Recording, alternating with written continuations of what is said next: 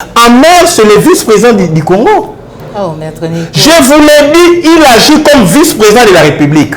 Le monde entier a compris que M. Tshilombo et M. Kabila, ils sont ensemble. Le monde entier a compris que dossier Chébé n'avance plus. Le monde entier a compris que tous les généraux sanctionnés par les États-Unis, ok, Tshilombo veut protéger Bango. Le monde entier a compris que sorti à John Numbi, dans le Congo, c'est Tshilombo. Ce que les Américains font et à la violation de la Convention de Vienne, violation des accords internationaux sur mission diplomatique où les alliés installés dans le Congo, et Tshilombo sera surpris. Puisqu'il ne contrôle rien, il pense que la solution au Congo c'est Kagame, alors que Kagame c'est le problème. Il pense que la solution au Congo c'est les Américains, alors que les Américains c'est les intérêts. L'objectif, il y a Amer, alors l'Ingas va la maintenir comme ambassadeur après le coup américain au Congo.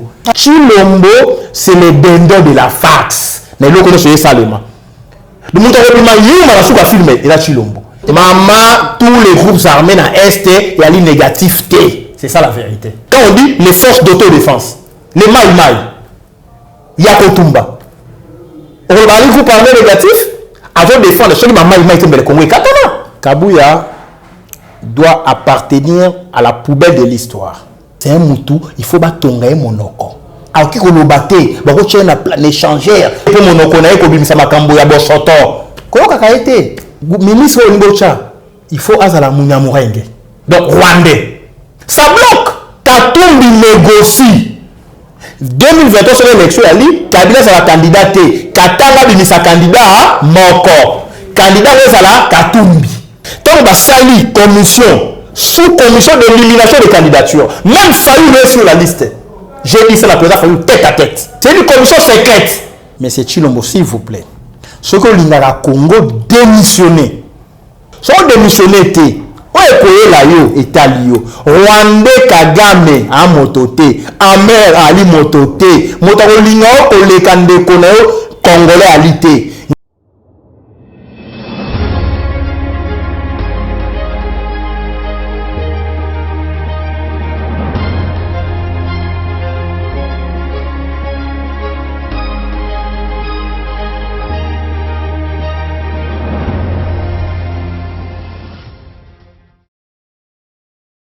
Bandeko Balandi à la chaîne de vérité, la chaîne qui vous informe en temps réel, www.pliclair télévision, Mbote Nabino, Bandeko Balandi émission vérité de tous côtés, vous allez belé, vous zui libaku, ya kokota biso na banda Nabino, pekola nabiso mukolo lelo, merci na confiance Nabino, merci na encouragement Nabino, na félicitations Nabino, merci bref na bolingo Nabino et pas la maman Joël Kombe et le mona équipe ya Pliclair télévision. Voilà, lelo vraiment na yé le sous na lombangu makasi pembeni ya mwana Mboka, Maître Nico Maïngele, président à Congo normal, ngana benga kaye esprit éclairé pour tout ma kanisinaye en rapport na maetali Mboka na biso en sécurité, on n'en parle pas pour la minute to solo là kita kitezani na ngambu ya Beni na ngambu ya Kasai, on n'en parle pas batu bakowa tokolobela yango tokolobela maetomoni ambassadeur américain Mike Amer oya mibenga kanzita kosala ana mboka na biso kokutana na mapinga que dit la constitution ya mboka na biso République démocratique du Congo tokosolola yango na kati ya émission na biso mkomo lelo mais kasi déclaration ya Kitenge Yezu en rapport na sortie ya gouvernement Samalukonde, même si toyoka ki déjà Augustin Kabouya ko ba ete tisiko ce qui a les limites, c'est parce que parité ils allaient respecter te basi bazali na kati ya gouvernement donc aussi ça na maetali réponse to pe eyano ya président assemblée nationale Mboso Kodja et pas ya ba député ya Grand Kivu o bakindeki ko mona ye pona ko talisa ye to pe ko lobela ye ma ezali ko leka chaque jour na kati ya parti SR République démocratique du Congo et ya nona ye et bongo Jean-Marc Kabundi pe alobaki ndeto ko solola na kati émission na biso mukolo lelo. Sans plus tarder, je dirais un grand merci na équipe et Pliclair télévision, Joël Gonago chasseur d'images, on a ma caméra, Cordon Opima Frikou, Popola Yombe, sans oublier les grands managers na ko benga yo les grands managers Jacques Kabou depuis Allemagne matondo na yo. Sans plus tarder déjà na ko pesa invité na mukolo lelo Maître Nico Maïngele, président Congo normal, esprit éclairé. Bonjour. Bonjour Madame Joël. Bonjour Nabande Konos pour l'andabi soit parti Kasai, na Kasai central, puisque Moni Bandekonabiso, ya Kasai, baza vraiment abandonné à l'air triste sort. Moni va bloquer Salemaka na Katanga, hein, ba conflit, les groupes armés, les conflits armés entre les Batoua na les Bantous. Donc il s'agit déjà 32 morts. Mais Kinshasa, on n'en parle pas. Na Kasai kuna gouverneur silence radio. Mais na awa na Kinshasa wana batu ba oganga béton. Nos frères na Kasai bazo kufa. Les conflits armés entre la frontière ya Kasai na Kasai central. On dit que banda lobby ti le batu ba kufa. Les Congolais normaux sur place ba benga ba mettre sur sa mission banda na question la tambote ya pamba. Ba comprendre que il n'y a pas de république sans Kasai. Il n'y a pas de la République démocratique du Congo sans l'Est. Donc pour nous, Kasai, il faut qu'il y ait un conflit interethnique. Hein? Les Batoua, na Bantou, na frontière à Kasai, na Kasai central, et à Malamu Mingité. Si comme on le dit, on a beaucoup. Et bon, boni, monte copie na Kasai, on a déjà ça au gang à béton. On dit mata mokete, bandegation à Kasai, makila est en rapport d'incompétence et un leadership qui se recherche encore. Merci beaucoup, Maître Nico Maïngele, président Congo normal. Mutofandi a tomoni ba Congolais normaux. Dès que tu benga bango na ngambu ya beni babengi, butembo babengi, qu'est-ce qui se passe au juste parce que na moni yo ya babengi yo, ozaki vraiment ko mata makasi. Ah, ndeko na ngai ba échauffouré, bato dans désordre na butembo. Ça fait 2 heures du temps passé. Oui, population à Tomboki Makasi, il y a eu prise entre la population et la police. Pour la population, insécurité et elle est causée par MONUSCO et FARDC. Cette population est idiote, c'est une naïveté. La population doit revendiquer les droits, la société civile s'en mêle, société militaire, la police, donc ça va dans tous les sens la Butembo. Là encore, c'est la preuve que le pays n'est pas gouverné. Butembo, désordre. Kasai, désordre. Na Kikwit Ndele Katani. Na Kinshasa po Ebukani, Mayanjili. Si ko biso bonganga, toko gérer banani. Le pouvoir est dans la rue. Il n'existe plus un pouvoir fort, un pouvoir protecteur. Et vous avez mangé là, à ce temps là partout, kokutana ba terroriste, telle façon que le pays est exposé. Et c'est Kabila qui négocie ba contact. Pour qu'être Alex Amokilike, au Azali, donc on a eu qualité. Mieux vaut ça que l'autre. Donc vous comprenez qu'on manipule. Mais on le manipule comme un petit enfant. On organise ces rendez-vous à haut risque. On les fait sortir du pays. Nassima, on organise des conflits armés.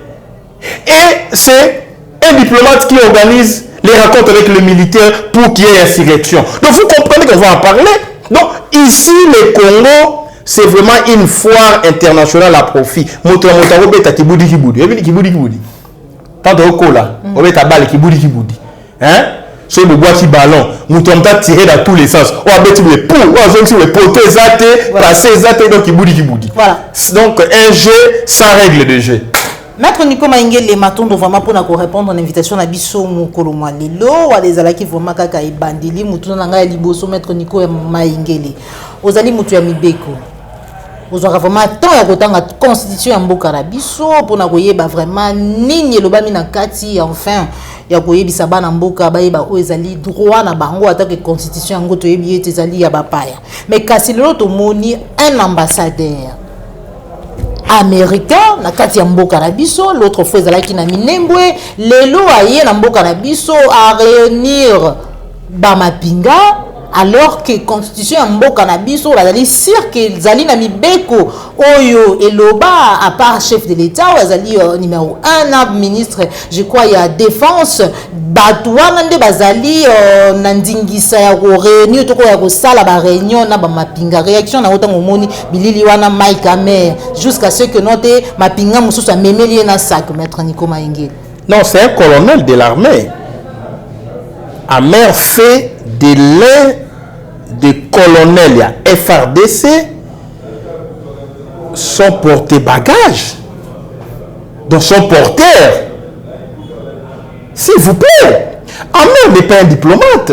Si vous le présentez comme un diplomate, donc c'est comme si vous êtes dans un Congo normal. Non. Amer, c'est le vice-président du Congo. Oh, maître Nico. Je vous l'ai dit, il agit comme vice-président de la République. Mais l'autre République n'a pas de vice-président. Hein. Mais je vous dis, casquette Amer, il agit comme le vice-président de la République, avec plein pouvoir sur l'armée, la police, la petite territoriale. C'est le domaine réservé à Wana. Au moment où il a Minembwe, à Sali Réunion, à Fandi Siba chef coutumier, à Fandi Namabele, mais en réalité, M. Chilombo apparemment a ébi Amer. C'est l'impression que j'ai. A ébi été. Il faut faire l'étude sur la personnalité d'Amer. Oui, puis, tant que là, on va faire qu'il zengi. On va faire abimir qu'il zengi. Mais en réalité, on est zengi. A provoqué. Vous comprenez? Donc, Amer, on sait la j'ai qui zengi. Joba qui zengi à l'okuta. J'ai qui zengi.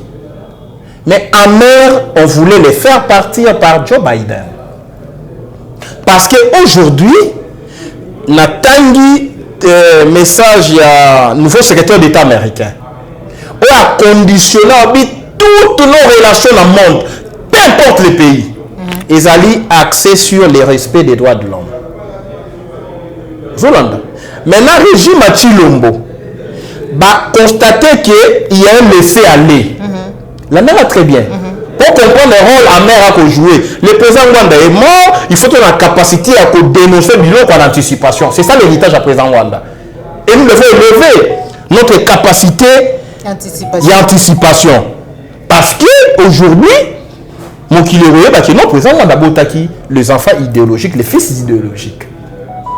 Donc, ce qui s'est fait aujourd'hui, c'est un plan.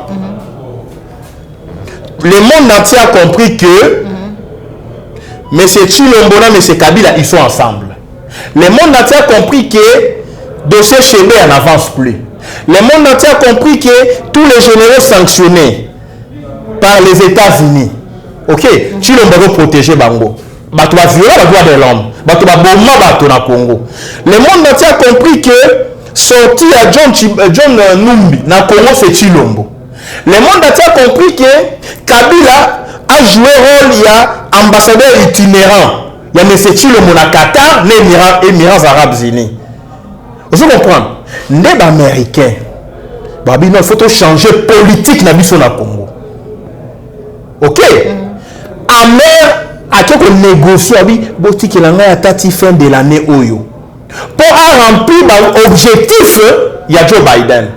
Maintenant, Amer se montre pire moto ya Chilombo, grand frère naye, papa leki naye, donc moi n'habitine, donc à se réduire un rôle, encore jouer même rôle ya boy.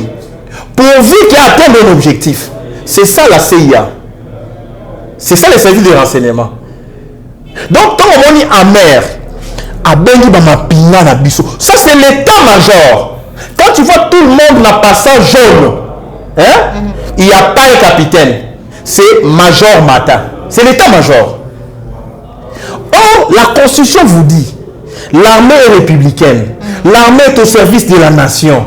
Nul ne peut détourner l'armée à ses fins personnelles. Vous comprenez? Quand on dit l'armée républicaine, l'armée concerne les Congo. C'est sous l'autorité civile. Mais ici, Amer, ni l'autorité civile, ni Congolais, encore moins conseiller la présidence. Parce que la présidence, il peut y avoir des conseillers expatriés, d'étrangers. Est-ce que Maître Nico Maïngele, Magambo, est-ce que mon amboka ndeko Félix Ayébi, il y a Minembo Ayéba qui a monté, il y a Minembo Zala qui est au courant, mais est-ce que oh Ayébi a monté notre amère à Sangisa qui m'a pinga, bah oh concept ya mon amboka, il a qui si moto ko lingamboka nae. Quand quelqu'un est en train de trahir, comment est mon amboka te? Parce que moi, il a ici un patriote. C'est ce que ça veut dire. Celui qui aime ardemment son pays. Nalinga la moi Namboka. Dans le poto, un patriote. Alors, ceux qui moto ali citoyen, ali patriote, ali ennemi en Mboka. Tshilombo aujourd'hui doit être considéré comme maréchal Pétain en France. Il doit être considéré comme Mikhail Gorbatchev dans l'URSS. Comment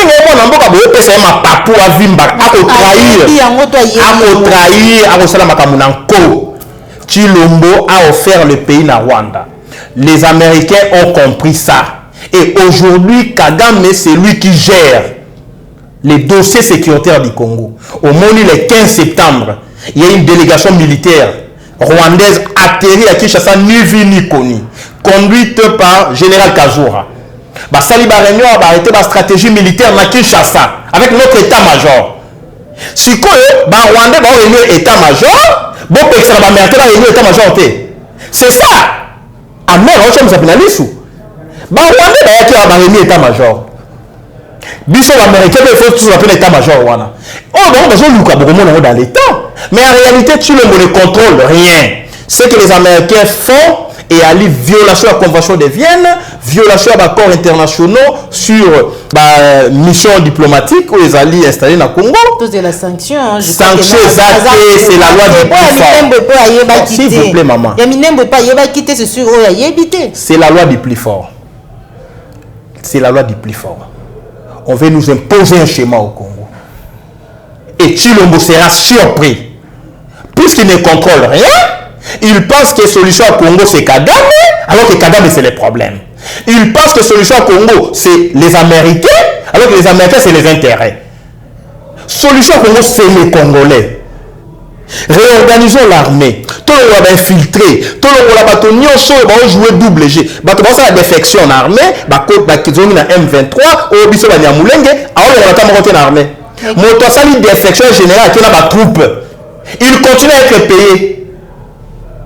Solution à Congo ezali maïnyo surtout koloba AT mais que cette solution à Kimia pe à Congo ezali accord militaire entre Rwanda na RDCT. Accord militaire entre Rwanda. On ne peut pas faire l'accord entre les bourreaux et sa victime. Le Congo est la victime du Rwanda.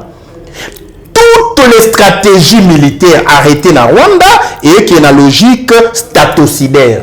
C'est-à-dire comment tuer la RDC comme un État. Et que la logique, il y a hégémonie rwandaise dans le Grand Lac. Mais nous, on n'a pas d'hégémonie dans le Grand Lac. Nous faisons maintenant comme une colonie rwandaise. Et Tshilombo va payer devant l'histoire. Je vous dis que puisqu'il a laissé M. Amer violer la constitution congolaise en réunissant le militaire. Est-ce qu'un diplomate congolais au États-Unis, un diplomate congolais peut faire ça aux États-Unis? Ayambi Bango a ici major Saki na l'IPK a solo na Bango a fait des instructions militaires. Alors voilà. Mais en réalité, ça ce n'est pas l'objectif. L'objectif, il y a Amer, alors Lingaz a la maintenu comme ambassadeur après le coup américain au Congo. Voilà. Retenez ce que je vous dis, maman. Retenez ce que je vous dis. Kabila a failli être arrêté ici au Congo. Nous avons joué sur la diplomatie. C'est M. Tshilombo qui l'a fait sortir de Kinshasa vers Lubumbashi. C'est Tshilombo qui l'a fait sortir de Lubumbashi vers Qatar, Émirats Arabes Unis. Alors, les Émirats Arabes Unis à quelle Tanzanie? Tanzanie, Zimbabwe. On voulait arrêter John Numbi. C'est Tshilombo qui l'a fait fuir du pays. Après, vous nous dites, au nom du bal et Koufa, Kabila est venu ici à Kinshasa. Kabila a fait bas Congo à Matadi. Pour nous dédouaner, nous avons pas à Matadi. Kabila a un port, un train à SNCC, à Onatra. On avait salé là, commis SNCC, on a foutu on mettait contre Kabila. À où tu m'attends, il y a eu un accident dans le Congo. On a qui peut faire 11 morts.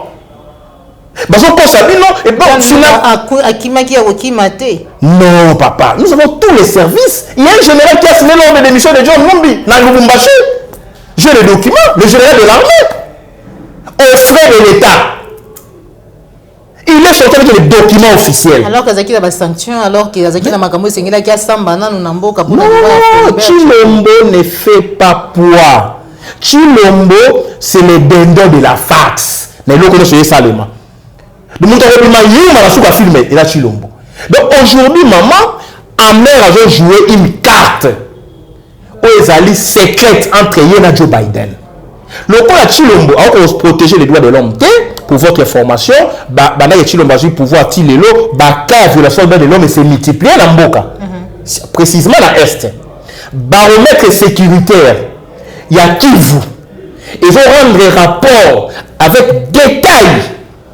Comment les Rwandais sont entrés au Congo, comment ils ont pillé, comment ils ont bombé, ils ont katabatomito, et Namonia, on a Kinshasa, s'il vous plaît, mon Dieu, nous sommes dans quel pays? Namoni communauté Banyarwanda, Basangani, on a une femme rwandaise qui se présente comme une Congolaise. Il ne faut pas honorer mémoire de la femme Rwanda, ou Babomi na Est, Basali. Communiquer, que le monde va continuer à l'occupation, pendant que les Congolais sont enterrés vivantes, les Congolaises, enterrées vivantes, égorgées, massacrées, éventrées, si moi dans les boumous, violées, moi, bêter ma dans la partie génitale. Et les Rwandais nous larguent ici à Kinshasa. Oh Jésus, nous sommes dans quel pays? Quand je vous ai dit, maman, appliquons les méthodes de l'ennemi contre l'ennemi. On en est ici, maman. Bon, les Rwandais nous tuent dans ces pays. Parce que quand maman nous tue, ils ont éventré maman, ils ont les boumous, ils ont si mouana. Oh, ya bango, checker comme moi l'inzaka. Eh, ils sont intouchables. Il ne faut pas décréter jour férié. Quelle insulte! Et nous sommes ici à Kinshasa, s'il vous plaît. Soit vous êtes Congolais, vous aimez ces pays, soit vous ne l'êtes pas et vous combattez les pays et nous devons vous considérer comme les ennemis. Utilisons la même méthode qu'utilisent les ennemis contre les ennemis. Maître Nico Maïngele, président Congo normal, toujours en rapport avec l'Italie en sécurité, na parti Est de la République démocratique du Congo, Tomoni député à Grand Kivu, tout le parti Est de la République démocratique du Congo, ko brandir liboso ya président de l'Assemblée nationale Mbosso Kodia, Kaliko, ko déclarer, ko réclamer sécurité na parti Est de la République démocratique du Congo kasi. Alobi la bango eta ko senga na bango, balongo na kati ya ba groupes armés. Réaction na yo azali déjà na liste ya bato bazali kuna ou comment parce que toyo ki pe na simaneti kaka nungu interpellation pour eta lo balabiso finalement banani bazali impliqué to banani bazali ba complice ya baliwa bande kona biso maître Nico Maïngele. Non, Mbosso Kodia ne croit même pas à ce qu'il dit. Donc il parle, il a la peur. Il va citer prochainement. Je connais le monsieur, il a la peur au ventre. Il ne croit pas à ce qu'il dit. On revenir même plus sur ces dossiers-là. Oui, Mambia Est, les députés, les sénateurs, les ministres, sont impliqués dans la sécurité à Est. Hier, la présidence était impliquée. Aujourd'hui, la présidence est impliquée. Avec les laisser-aller, avec entrée de la troupe rwandaise sur les accords secrets. Alors qu'on a signé, selon la Constitution, entrée de la troupe rwandaise sans en informer les parlements. Donc, ce que Félix fait, si on avait un parlement normal, la Congrès, mettre en accusation pour haute trahison. Si on avait une justice à solo, il a fallu procurer après la Cour constitutionnelle à saisir au Parlement, ouvrir une action, mise en accusation. Parce qu'aujourd'hui, c'est établi noir sur blanc. Baromètre sécuritaire qui va publier un rapport. Groupe d'experts aux Nations Unies va publier un rapport. Groupe d'études sur le Congo basé aux États-Unis va publier un rapport. Troupe rwandaise va aller dans le Congo. Pour la troupe rwandaise va aller dans le Congo, maman. Est-ce que les députés vont aller dans la troupe rwandaise? Les députés entretiennent les groupes armés locaux. Vous comprenez? Il y a une différence entre les groupes armés locaux et les troupes étrangères. Les troupes étrangères, pour aller dans le Congo, il faut encore un gouvernement. Maman, tous les groupes armés dans l'Est, il y a négativité. C'est ça la vérité. Toi, tu es un député. Qu'est-ce que vous voulez que nous disions tout? Toi, tu es un député, une députée. Au moment que le pouvoir de Kinshasa va trahir, bah Rwanda va encore t'avoir bon nabato. Un député a sali groupe armé na pour protéger la population. Yamabe. Dis-moi maintenant. Quand on dit les forces d'autodéfense, les Maï, Yakotumba, on va aller groupe armé négatif avant de défendre ceux qui ont Maï qui le Congo et Katana. Ceux qui ont Kino, bah là na Est, mais le Est est Katana. Vous comprenez? Je vous l'ai dit, les Kinois, tu as mon cœur. Bateau et Babimaki, bateau et Salaki qui est musée, to Kangaba Rwanda na Maboko. Tant que continue l'armée, musée a continué d'abord qui tourne à Bakufa. C'est une génération résistante qui est partie. Et les militaires de ma trappe d'âge. Vous voyez, ex-phase, la Tindana qui tourne. Bango. Nous sommes na bitumba na axe ya Puerto. Basila, nous sommes na axe Équateur et à Bemba. Basila, nous sommes na axe ya Roubaix ou na Goma. Donc une génération consciente, une génération militaire. Oh, nous a écrit Taka.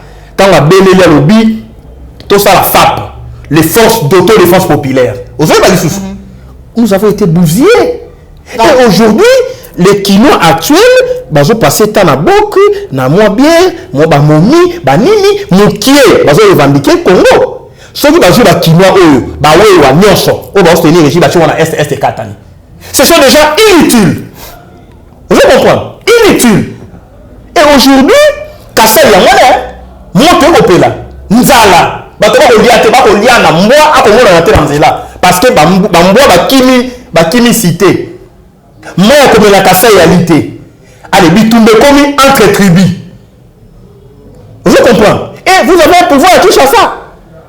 S'il vous plaît, pour nous. Bitumba entre tribus, il y a un tribalisme, il y a un donc, conflit interethnique, totalement les deux tribus dans l'émission. Il faut me botter là, s'il n'y a pas de député derrière ça. Parce que le lobby a cité liste de députés. Il y a un STT, même la Kassai, il y a un Kassai. Bon, la des députés va la cimenter. Na Katanga, il y a les groupes armés, non? Ok. Na province orientale, na Ituri, il y a les groupes armés. Le problème, il y a Congo, il y a des problèmes. Moi, il y a un député, il a dit que chef de l'État a retrahir. Vous comprenez? Chef d'État a coopéré dans les ennemis. Ah, bisous, tout ça là, mais quand un député apprend, Maître Nico Mengue, le président de la République, je ferme les frontières avec les Rwandais, n'a expulsé tous les étrangers dans l'armée. Papa, toi, tu vas continuer à collaborer? Mais si on a trahir, il y a un député pour le trahir, tel père, tel fils. Et là, numéro 1, il y a baromètre sécuritaire du Kivu à rendre en public comment les Rwandais est arrivé dans l'aéroport Yandjili, délégation rwandaise conduite par le général Kazura. Alors que délégation normalement, tout a fallu parce que ça va crime dans le Congo. Donc ils viennent faire la messe noire à Kinshasa contre les Congo en complicité avec les gens de l'UDPS. Montant les États-Unis, c'est les États-Unis. Babitala, il y a une délégation secrète. Tala basolo liboé tala banga basala ba nini opération conjointe exemple la libo sauté en 2021 basel déjà 3 réunions entre janvier et mars maman tout ça une mission natangela ba date ba réunion awa natangela yo on dit la réalité le lot qui ne quoi baromètre sécuritaire qui va partir aux États-Unis alors dit 3 réunions de Salemi nga natangela ba délégation ne ba ya la vérité n'a pas besoin d'être aidée alors voilà. Bon, on va faire l'opération conjointe na Congo. Alors, on va la libosoté. Comment tu il y a une histoire de Congo. Na 2009, c'est ça le maquis. Opération Umoja Wetu. Vous avez dit sous. L'opération Umoja Wetu en 2009, on a M23. Rwanda va continuer à armer la mixage, na brassage, bateau meke. Oh, mboka nini, banya Rwanda, soi-disant, banya Murenge. Bango, bamona baona équipe nationale te oyo takeno oyo munya Rwanda bobe na munya Morenge ok mama pona bango elle à la raté c'est R ozolanda munya Morenge na équipe nationale basa na raté na équipe ya volleyball basa te football balité bango be armé et si on va le léopard jouer moko va briller oh non oh munya Morenge Savez-vous, ils ont le blâme de l'autre côté. Et aujourd'hui, en réalité, c'est une alerte. Ils ont SOS. Peuple ne font la miso. Chilomba Kimboka, c'est ça l'audio. Peuple ne font la miso. Kagame vit au Congo. Chilomba comme le préfet à Kagame. RDC comme le préfecture. Naïbi c'est comme maman gouvernement ko bimate bazo zela Kagame. Kagame. Naïbi c'est que non, naïbi c'est que Kagame a lobby il faut y aller dans la ministre de la défense. C'est coopération militaire. Mais au Gisaka Kabouya il y a mingi parité, manque à parité, au lieu de Mukuzamboka Bunda pour na maitali parité. Donc le fait que nos bassi vazate, c'est présenté, donc ceux qui bloquent, même ceux qui après ça déclaration qui t'engagé sous protéto chité par là, l'oublié union sacrée, vous allez moi kokoso na kati na yango na katikati. Kabouya doit appartenir à la poubelle de l'histoire. C'est un monsieur qu'on ne peut même pas suivre. Kabouya Mtalobaki, Yamboete Kabila, le Mwana Bokonzi, Atali, ba parti, Nini, Yarotike la Bokonzi, Amoni Idepes, a tiqué les pouvoirs. C'est Kabouya. Mon ami Kabunda Lobi, ce qu'on finit Kabila, au critique Kabila Alindoki. Kabila Alimotomalam. Les lots Kabouya, si on était dans un Congo normal, c'est un moutou, il faut batonga un monoko. Alors qu'il y a un échangeur, monoko, kangi, nini, on appelle ça, nini, scotch. Babi moto, il y a batté pour monoko, naï, ko bimisa makambo ya bosoto. Comment ça a été? Si le gouvernement ne sort pas, naïbi Saki on a lobby, Kagame veut voir qui sera ministre de la Défense. Au moins, il y a une délégation de Kinshasa. Les deux armées. Et combien d'armées encore? Rwanda na Congo la ti tenu à Congo. Les Congolais normalement nous ont informés. Ba la ti tenu à FRDC, ba Rwandais maman.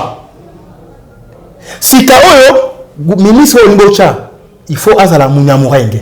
Donc Rwandais. Ça bloque. Maintenant, de l'autre côté, on a dit monsieur gouvernement ko bimana ba avril. Oh gango bité, l'habité ko yate to ba mutoko loba. Siko Katumbi wa bien bloqué. Mais en réalité, Katumbi va essayer d'avoir 8 ministères. IDPS 5 ministères. Il y a qui 6. Non, il y a un accord violé. Il y a une violation d'accord. Ok. Chilo va faire Katumbi, tant on va débaucher dans la Mouka. Il y a 8 députés, 8 ministères. Bemba, 3 ministères. Katumbi avec Kinshasa a signé accord. Abaluki, Chilo Mbabi, si on appelle sur 8 ministères, on connaît. Sama Lukombe, on peut faire Katumbi 5 na vice-ministre. Sama Lukombe, on fait Ali Mouta Katumbi, Ali Mouta Kabila, Ali Mouta Chilombo. L'information est partie dans le cabinet à Sama. Katumbi est le sous. Mais bien on va dire 8. Mais il est comme 5 plus 5 et demi. Il est 5 et comme 8. Vous entendez? Sous source, il y a blocage, mon sous-sous. Sous ce blocage, mon sous-sous, il y a dit maman Joël, Kabila va signer 10 ministres. Kabila lobby, avant la personne à Combo, tout est fallu même encore à Liboso. Il y a un moment ici, non, mais, ton fils est mission, ou à ce que ça a dit, ça vient de passer. Le lendemain, il y a un communiqué, il y a FCC. Nous n'allons pas participer au gouvernement. Mais, si vous invitez dans la fête, nous avons dit que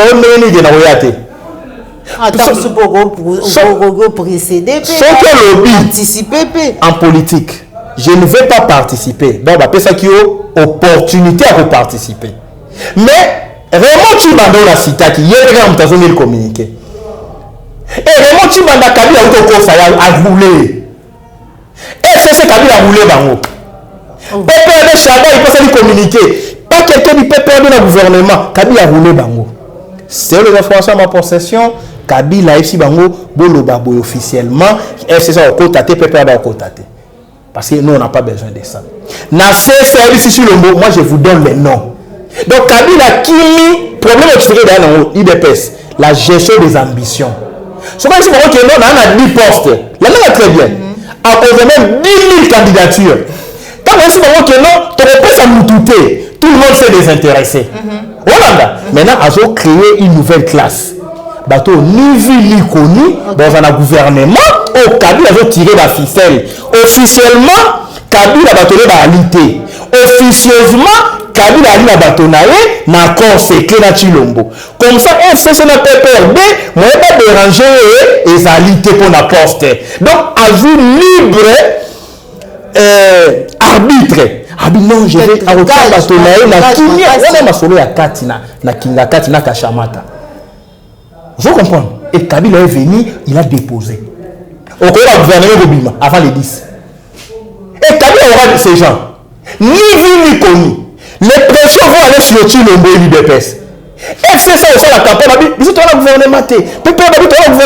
C'est Katumbi, c'est Bemba. Bemba, c'est les postes, moi, comme dans 3. De la révélation, déjà, Maître Nikoto Chitiwana, tout qui met ici, Mayangonga, pour la révélation est belée sur Katumbi, il y a qui n'y sacré. Boni Boniko n'a pas de quoi des pèses, Bazala Kabou, ceux qui m'outoyaient quand même, Kosunga, vision à Mokondjambo, Kabou, c'est là qui n'a présence, il y a Katumbi, Jean-Pierre Bemba, mais Katilelo, Katumba, comme Moutumabe, Toyoki, Aboka, Diomako, Popolaye, Bishop, Élysée, a dévoilé tout sur Katumbi. Il y a le but que notre vomier, Ndeko Félix, à solo là.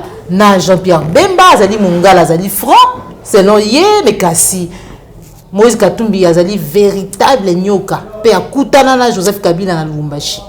Maman, au dernier jour, Boloba qui n'a pas prophète. Na Ebisa Kiyo. Tant que na Ebisa Kiyo, il a rendu une mission, il a rendu une mission.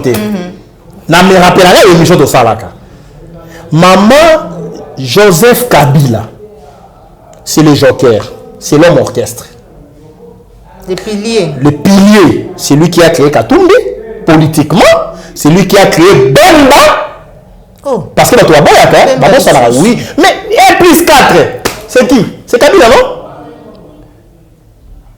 Bemba a suivi la rébellion à Ndegeni. Kabila promet un poste à Premier ministre. Abiyaka tout ça l'accord à cascade dans Matadi. A Titi Arma qui est dans Matadi, basa l'accord. Il y a cascade. A comme Premier ministre, Hollande. Papa c'est que du Baroubé on va télé on va salir ASD alliance pour la sauvegarde des terres congolais et mais bon tina Rwanda tel père tel fils papa me m'a mboka na Rwanda moi na me mboka na Rwanda voilà maman Bemba comme vice-président na volonté Kabila te Botika Manduki tout ça la 1 plus 4 parce que musée déjà va bomber c'est quoi objectif ya Bemba là ni on doit combattre le musée n'est-ce pas alors Moussa Koufi Robert a combattu le musée Joseph Kabila avait combattu le musée ni vu ni connu. Allez, tout le monde combattait Moussa Koué, il y avait plus raison de guerre. Boato Kabula Bokonzi, yo vice-président, bombardé vice-président. Nenga bombarda Katumbi gouverneur, Badji, député, triqué, émiré gouverneur. Si quand Kabila reste dans la position, il veut contrôler tout le monde. C'est ainsi qu'il a initié une dynamique, il y a réconciliation katangaise entre Kabila et Katumbi, dans le Bakayango. Katumbi négocie. 2023 sur l'élection, Kabila sera candidat. Katanga bini sa candidat Moko. Candidat sera Katumbi. Donc, base sincérité entre Chilombo et Katumbi, Kabila et Chilombo, mais je comprends. Maintenant, Félix a vu fuite que allié avec Katumbi, on veut faire de lui candidat commun à Katanga. À sauvegarder l'intérêt à Kabila. 2023-2028. Donc, Kabila fait contrôler les pions. 2018-2023, c'est pion, Chilombo. 2023-2028, il veut mettre Katumbi. Laissez-vous comprendre. Lui continue à régner la ciment. Mais, quitte les satana. A joué le Corona, a sali commission, sous-commission chargée de l'élimination des candidatures à la présidence. En 2023. Dans le temps, on a comment mototé, on a dit mototé, on a quitté les satana. Tant qu'on a sali commission, sous-commission de l'élimination des candidatures, même Fayou est sur la liste. J'ai dit ça la présidence Fayou tête à tête. Il y a une commission de la présidence, sous-commission chargée de l'élimination des candidatures pour 2023. Il y a une autre commission chargée de réformes institutionnelles. Les réformes institutionnelles. Maintenant, commission chargée, sous-commission de l'élimination des candidatures, c'est une commission secrète. C'est une commission occulte. Tous les conseillers vont voter. C'est un cercle fermé. Nous avons déjà quitté Satan. Si quand on va jouer fuite, tobimisa eloko ya congolité pose à la candidat président zala papa congolais maman congolais ba attaquer Katumbi ozolanda nde bitumba IDPS parce qu'en politique il n'y a pas de fumée sans feu il y a un moment où se tirer tir croisé la vérité c'est quoi c'est l'enjeu 2023 Katumbi veut détrôner Kabila et veut détrôner Chilombo ake ao travailler na ye ayiba ba mayele ya mabe o ba crime ba osala ba retourner au contre la 2023 koto Kabila zo préparer Katumbi ba ça la réconciliation a trahir les sous-soutés laissez-moi comprendre mais là Chilombo la batone ba éliminer Katumbi na course Katumbi la batona e ba lobi Chilombo la sincérité nde bitumba wana en réalité ce que la manette politique on peut comprendre que le tireur de ficelle c'est Kabila parce que bitumba ya Katumbi na M. Chilombo et ça pour atomiser l'union sacrée voilà. Voilà. C'est ainsi qu'aujourd'hui je mets en garde Kabunda na Kabuya batika makelele politique basa wana makelele te parce que aujourd'hui Katumbi Bemba Banjo na bango ba comprendre que Chilombo a respecté l'accord autant de négocier sous Kabila mais Kabila toi ne tozonga qui t'a dit qui t'a fait Dieu du Congo monsieur Kabila qui t'a fait Dieu du Congo donc fandi kinya otiki mande fo ekoli okanisi ke o dominer Congo mobimba en réalité Kabila c'est un monsieur neutralisé c'est la mission amère on l'a dit comme Chilombo ne veut pas se séparer de Kabila, ils peuvent être neutralisés ensemble. Donc c'est ça l'enjeu politique où il faut tout analyser. Mais plus qu'on va combattre président Fayou. N'est-ce qu'on a vu président s'il vous plaît 30 secondes. Bah on va éliminer candidature à président Fayou. Comment? Il faut faire face à la tension. Ils vont créer un dossier pour face à la candidature. Ceux qui vont réussir à éliminer la candidature sont des tokens élections à Moïbi. Mais il y a une autre pression. Cette pression-là, elle est occidentale. Même si Chilombo, il peut tout faire sauf être candidat en 2023. Mais il a informé Bino. Pourquoi ça l'a surpris la dernière minute, Chilombo a un candidat. Nous avons Kabunda a préparé déjà décision finale. Kabunda a préparé déjà dans la candidat. Mais toi, tu as rappelé, qu'est-ce que Kabunda qui fait les points? Et on peut avoir un président comme Kabunda ou Kabunda. Donc, comme il cherche le Pamba, au fond du foyer, le candidat qui n'a pas dit, c'est une seule d'accord ou comme président. Bon, la mouille qui a pouvoir, 5 ans après, le coup a la chaise éjectable, non, s'il vous plaît. S'il vous plaît, le Congo mérite mieux que ça. On n'a pas besoin d'un leadership par accident. Voilà. Merci beaucoup, Maître Nico Maengele, président Congo Normal. On a un esprit éclairé pour nous répondre à Mituna et à Joël Kombe, puis à Plicard Télévision, surtout il y a émission Vérité de tous côtés. Bande Kobalandi à Plicard Télévision, donc on a une émission à Bisso, et Zalaki Bongo, le ring la mouti Koloba.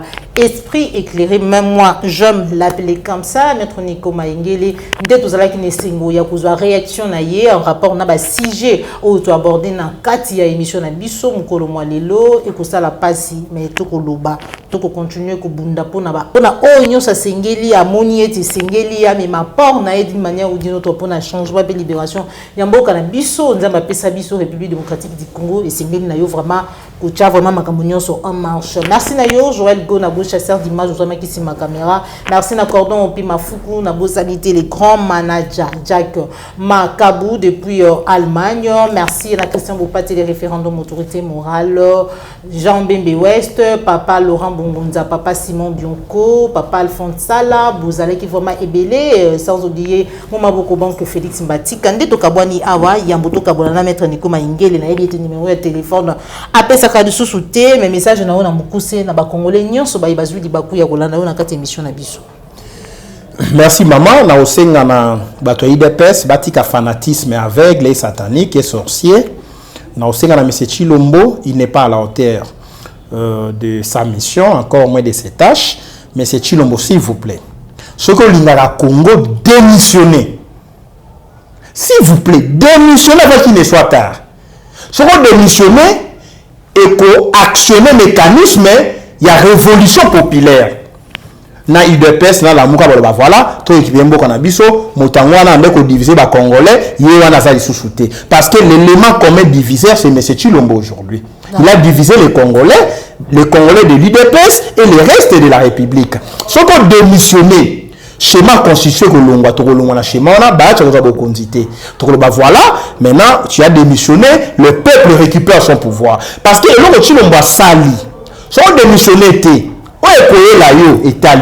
Rwanda Kagame a mototé, Amer Ali mototé, motarolinga olekande konayo Congolais alité, ngana ali Congolais, yo ali Congolais. Débat bloko papa Congolais, maman Congolais sur la présence à la République et que ça le na Congo normal. Et non, na Congo où ya les ont occupé, yo lobi que voilà Katumbi a maman nae ali Zambien encore que kuna babi non, il a payé sous 50 à Katumbi pe porte origine na comprendre ngote. Koto yo ambassadeur ya Italie, passeport na ya, tant Kabila boto la rat. Papa il a Italie. Hein? Oui. Balobi maman nae Zambie. Maman nae Katanga. To comme na Katanga ndeko Katumbi député na Zambie. Donc maman na Kimi Katanga, ça sautait comme na Zambie. Hollande, monsieur habité 50 Zambie, 50 Katanga. Mais yo olukio yeba, boji la moninga bon ya yo. Pour yo pe maman na auto yebi, ali angolaise. To yebi village na ye. Donc débat Noël Tiani, alors ça un débat contre monsieur Ana Chilombo. Parce que nous sommes to yebi, to fanda qui ensemble, to lia qui ensemble. Voilà.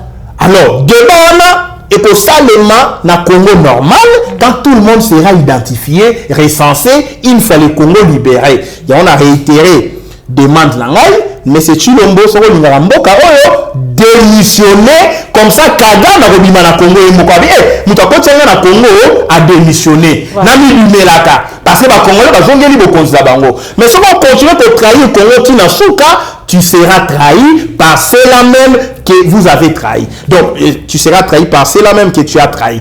Par conséquent, peuple, ouvrons l'œil et le bon. Président Fayoulou, Fongola Misso.